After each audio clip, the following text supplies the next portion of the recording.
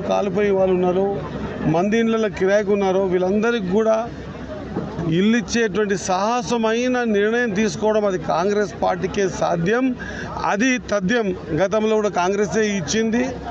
ఇల్లైనా భూమైనా మళ్ళీ ఈరోజు కాంగ్రెస్ నర్వమండలం ఇంకా 3.5 సంవత్సరాలల్లా ఇది అక్కడ కొత్తకోట రోడ్డుకు కానీ, హైవేకి కానీ, మక్తల్ హైవేకి కానీ మధ్యలో ఉన్నటువంటి మండలం.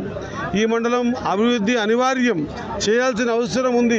ఈ మండలాన్ని ఎవరూ పట్టించుకోలేని పరిస్థితి. ఈసారి ఈ మండలం అగ్రగామిగా నిలబడబోతూ ఉంది, అన్ని రంగాల్లో ముందుండబోతూ ఉంది. ఇది నా బాధ్యతగా నిర్వహించేటువంటి కార్యక్రమం తెలియజేసుకుంటూ, మరి పెద్ద ఎత్తున ఈ మండలంలో ఉన్నటువంటి నాయకులు ఆనాడు ఎలక్షన్ల ముందు కానీ, ఎలక్షన్లు అయిన తర్వాత కానీ, ఈనాటి వరకు కూడా ఒక కంకణబద్దులై ఒక యుద్ధం గెలవంటే సేనాధిపతి సేన ఈ విధంగా సేనాధిపతి సేన మా మండలంలో పుష్కలంగా ఉంది.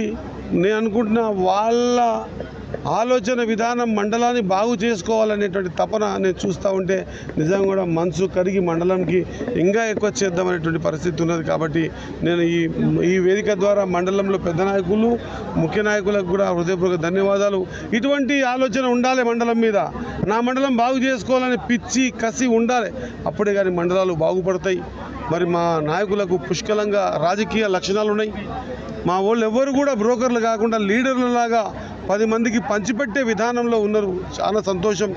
వారి కోసం నేను ఇంకా ఎక్కువ పనిచేసి 3.5 సంవత్సరాలు నర్వమండల రూపురేఖలు మార్చే విధంగా పనిచేస్తానని తెలియజేసుకుంటూ, మంచి స్వాగతం పలికినందుకు, మంచిగా నమ్మకం కలిగిస్తున్నందుకు, మండలంలో కాంగ్రెస్ పార్టీ ద్వారానే లబ్ధి చేకూరుతుంది అనేటువంటి మాట ముందుకు తీసుకొస్తున్నందుకు, వాళ్ళకి ఇచ్చే ఒక మంచి అడగకన ముందే అన్నీ ఇస్తూ ఉన్నాం. ఇంకొకటి కూడా, ఈ 3.5 సంవత్సరాల నర్వమండలంలో బీటీ రోడ్డు లేని ఊరంటూ ఉండకుండా ప్రతి ఊరు కూడా బీటీ రోడ్డు వేసేటువంటి కార్యక్రమాన్ని బాధ్యతగా తీసుకుంటానని ముగిస్తాను.